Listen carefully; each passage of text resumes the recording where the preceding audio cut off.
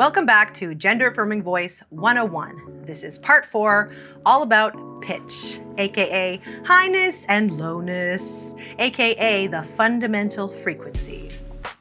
Hi, I'm Renee. I'm a gender-affirming voice teacher, and this is part 4 of 8 on my series about the basics of gender-affirming voice work. Follow, save, and leave a comment so you don't miss any parts in this series. The pitch of your voice is a measure of its fundamental frequency.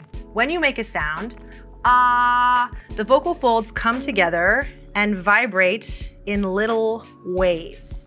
The stretch of the vocal folds and the speed of the airflow will determine how fast they vibrate. The tighter the stretch, the faster the vibrations, and the higher the pitch.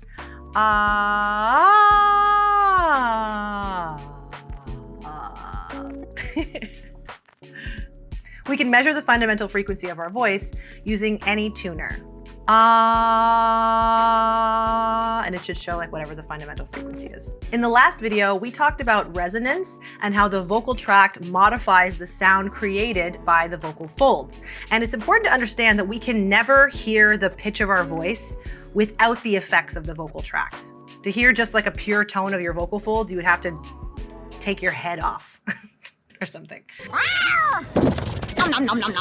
We can measure the pitch of our voice using a tuner, but always remember that one single pitch can sound many different ways.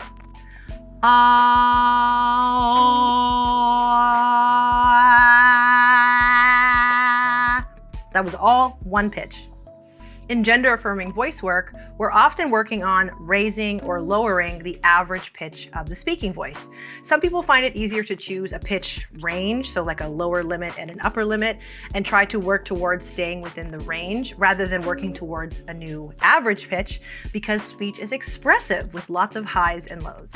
Many people think that pitch is the most important quality when it comes to their trans voice training, and so they worry that they'll have to make big changes there. But as we learned in the last video, it's actually resonance that has the greatest impact on the perceived gender of the voice.